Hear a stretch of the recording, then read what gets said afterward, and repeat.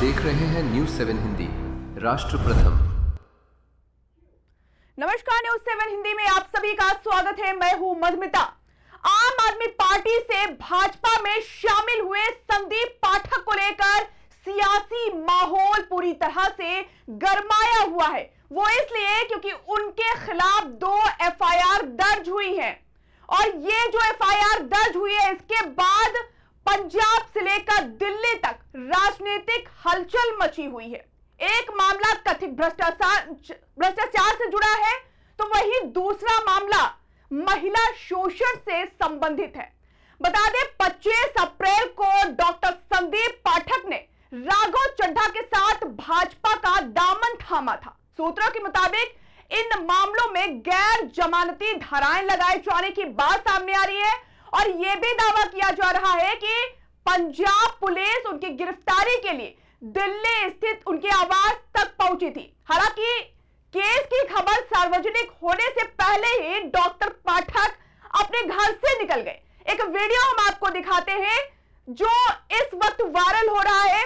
जब पुलिस उनके घर पहुंचती है तो पिछले गेट से वो बाहर जाते हुए नजर आ रहे हैं। इस वीडियो में आप देख सकते हैं कि वो अपनी गाड़ी में बैठते हुए फिर वहां से निकलते हुए नजर आ रहे हैं। ये तस्वीर तब की है जब उनके आवास पर पुलिस पहुंचती है, पंजाब पुलिस पहुंचती है। उस दौरान अपने सुरक्षा कर्मी के साथ वो गाड़ी में बैठकर चले जाते हैं पिछले गेट से।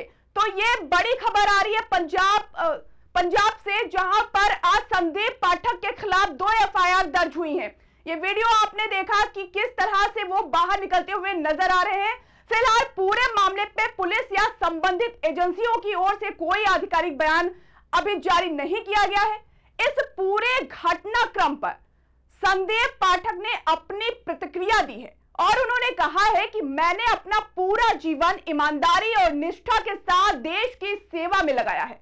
देश किसी भी पार्टी से बड़ा है और मैं कभी इसके साथ विश्वासघात नहीं करूंगा। ये विरोधियों की घबराहट का संकेत हो सकता है, ऐसा संदीप पाठक ने कहा। अब इस बड़ी खबर पर हमारे साथ जुड़ चुके हैं श्रीवास्तव जी,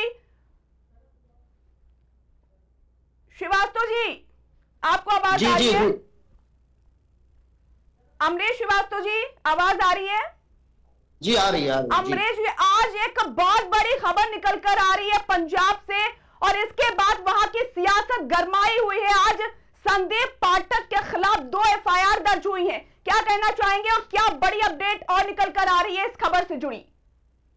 जी, निश्चित तौर पे एक बड़ा मामला है। इसमें राजनीतिक जो है भड़ास निकाले जा रहे हैं। 2 एफआईआर दर्ज हुई है पंजाब के 2 जिलों के दो अलग अलग एफआईआर दर्ज हुई है। हालांकि अभी कौन से थाने में एफआईआर दर्ज हुई है ये नहीं पता चल सका है, परंतु बात जरूर साफ है कि भ्रष्टाचार और महिला शोषण जैसे आरोपों में एफआईआर दर्ज हुई है। क्योंकि आप समझ सकते हैं महिला शोषण आरोप कैसे होते हैं, तो इसमें संदीप पाठक की गिरफ्तारी भी संभव है। जी, लेकिन यहाँ पर सोचने वाली बात है कि ये आरजेडी नेता जो तेजस्वी यादव है, उन्होंने कहा था उस दौरान जब वो भाजपा में शामिल हुए थे तो उनका एक बयान सामने आया था जिसमें उन्होंने ये कहा था कि जो लोग डरते हैं वो भाजपा में जाते हैं। अगर वो भाजपा में थे तो उनके खिलाफ क्यों एफआईआर दर्ज हुए? तो क्या ये मान लिया जाए कि जो विपक्षियों का ये जो बयान बार बार आता है, वो चाहे आम आदमी पार्टी से कोई भी नेता हो या आरजेडी से नेता, तो उनके ये बयान गलत साबित हो रहे हैं?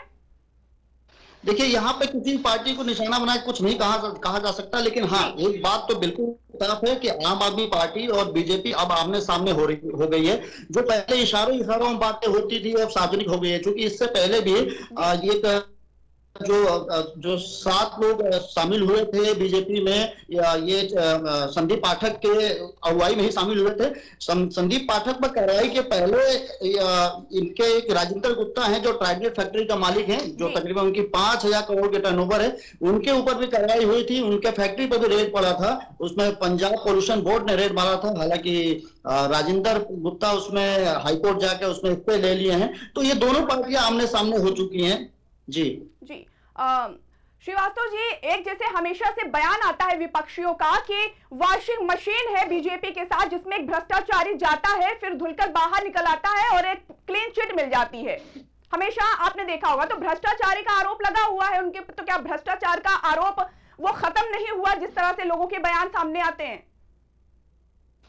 देखिए इसमें बीजेपी ने अपने जो लीगल सेल है उनके अपने लीगल सेल वालों को भी सपोर्ट दे रही है। लीगल सेल वालों की तरफ से संदीप पाठक को सपोर्ट पूरी तरह से जारी है, परंतु ये जो आरोप है भ्रष्टाचार के साथ साथ जो महिला शोषण का आरोप लगा, ये निश्चित रूप पे एक गंभीर मुद्दा है। इसमें कार्रवाई जरूर आम आदमी पार्टी जो है, जो आप है, वो जरूर सुनिश्चित करेगी। और इसके साथ ही जो 7 राज्यसभा सांसद संदीप पाठक की अगुवाई में अलग हुए हैं, उनको आप कह सकते हैं कि चुन चुन कर उनको निशाना बनाया जा रहा है।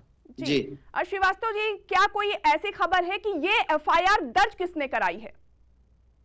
जी, ये अभी तक खुल के सामने नहीं आया। यहाँ तक ये भी नहीं सामने आया है कि कौन से थाने में दर्ज कराया गया, परंतु ये बात बिल्कुल साफ है कि भ्रष्टाचार और महिला शोषण के खिलाफ जो हुआ है, इसमें एफआईआर दर्ज है। तो चूंकि ये गंभीर मुद्दे हैं, इसमें कार्रवाई बिल्कुल संभव है। और इसमें आम आदमी पार्टी, चूंकि आप इसके पहले भी देख चुकी हैं कि आम आदमी पार्टी के जो मुखिया हैं अरविंद केजरीवाल, उनके ऊपर भी आरोप लगा था, काफी दिन तक जेल में रहे थे। तो वो बीजेपी और आम आदमी पार्टी दोनों अब आमने सामने हो गई है। देखना जरूर दिलचस्प होगा कि संदीप पाठक इस मामले से कैसे बरी होते हैं। क्योंकि जैसे कि पहले भी अभी हमने बताया कि राजेंद्र गुप्ता जो ट्राइडेंट फैक्ट्री का मालिक हैं, उनके ऊपर भी, उनके फैक्ट्री पर भी रेड पड़ा था, उन पर भी कार्रवाई हुई थी। हालांकि वो हाईकोर्ट जाके स्टे तो ले आए, परंतु ये जो संदीप पाठक, आपको बताते चले, संदीप पाठक को आम आदमी पार्टी का चाणक्य बताया जाता है। बिल्कुल बिल्कुल। संदीप पाठक के ही अगुवाई में आम आदमी पार्टी ने पंजाब में चुनाव लड़ा था, और ये उसके चाणक्य बताए जाते हैं। अगर बात किया जाए संदीप पाठक की, तो एक कैम्ब्रिज यूनिवर्सिटी से इनकी पीएचडी की डिग्री है और आईआईटी दिल्ली में असिस्टेंट प्रोफेसर थे, शिक्षाविद भी हैं, ये जानकार भी, इनके काबिलियत पे बिल्कुल शक नहीं किया जा सकता। परंतु ये जो मामले इनके ऊपर लगे हैं, ये वाकई गंभीर है। इसमें देखने वाली बात ये होगी कि अब ये संदीप पाठक कैसे इस मामलों से बरी होते हैं। जी, और एक बहुत बड़ा सवाल भी लोगों के मन में है, और सवाल पूछना भी शुरू कर दिया है लोगों ने कि क्या बीजेपी उनके खिलाफ कोई एक्शन लेगी? ये एक बहुत बड़ा सवाल निकलकर सामने आ रहा है।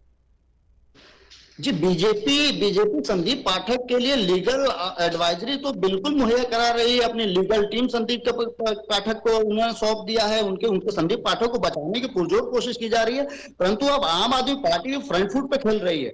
इसके साथ साथ जो 7 लोग, 11 राज्यसभा सांसद जो 7 लोग हैं, सबको एक एक करके टारगेट किया जा रहा है। इसके पहले राघव चड्ढा को भी टारगेट किया जा रहा था। राजेंद्र गुप्ता की हमने बात बताया, उनके फैक्ट्री पे भी रेड मारी गई। और इसके बाद अब जो सबसे बड़े जो अगुआ बताए जाते थे, जिनके अगुवाई में 7 लोग बीजेपी में शिफ्ट हुए थे, ये पाठक जी, इनको कैसे बचाएगी बीजेपी और क्या होता है कार्रवाई, ये देखना जरूर दिलचस्प होगा। जी, क्या किसी आम आदमी पार्टी के किसी भी नेता की तरफ कोई बयान आया है इस मामले को लेकर, कोई जानकारी है? आधिकारिक तौर पर अभी तक कोई बयान नहीं आया है। हालांकि ये कुछ हद तक ऐसा लगता है कि मामले को अभी सार्वजनिक कुंडलों से नहीं किया जा रहा, क्योंकि ऐसा है जब इन 2 जिलों के भी नाम सामने नहीं आ रहे, न थाने के नाम पता चल रहा है। हाँ, ये जरूर सामने आया है कि इनके ऊपर भ्रष्टाचार और महिला शोषण का आरोप लगा है। तो इसमें दोनों पार्टियों की मंशा क्या है, ये बताना अभी संभव नहीं है। जी, बहुत बहुत शुक्रिया अमरीश जी जानकारी देने के लिए। तो आपने देखा कि लगातार जो आरोप लगाए जा रहे थे आम आदमी पार्टी की तरफ, जो नेता, आम आदमी पार्टी के नेता शामिल हुए थे बीजेपी में, इसके बाद तमाम तरह के शब्दों का इस्तेमाल किया गया उन जो सांसद थे उनके खिलाफ। लेकिन अब ये दिलचस्प होगा ये जानना कि आखिर अब भारतीय जनता पार्टी किस तरह से एक्शन लेती है, किस तरह का कानूनी कार्रवाई की जाएगी संदीप पाठक के खिलाफ। और अगर जो ये एफआईआर दर्ज हुई है ये सच साबित होती है, क्योंकि अभी तक कोई आधिकारिक बयान नहीं आया है, तो इस तरह से क्लियर कहना कि हाँ उनके खिलाफ किस तरह से एफआईआर दर्ज हुई है, किन थानों में एफआईआर दर्ज हुई है, ये अभी क्लियर नहीं हुआ। अगर ये बात क्लियर हो जाती है तो ये बहुत बड़ा सवाल बन जाता है कि आखिर उनके खिलाफ किस तरह से कार्रवाई की जाएगी, क्या बीजेपी उनके खिलाफ एक्शन लेती है या फिर नहीं। बने रहिए न्यूज़ 7 हिंदी के साथ। चुने हुए इंग्रेडिएंट्स और फाइनेस्ट ग्रेडिंग से बनते हैं लाजवाब टेस्टी मसाले, राजेश मसाले। क्या चटपटा है राजेश मसाला, ट्राई करिए। अच्छा, राजेश मसाले।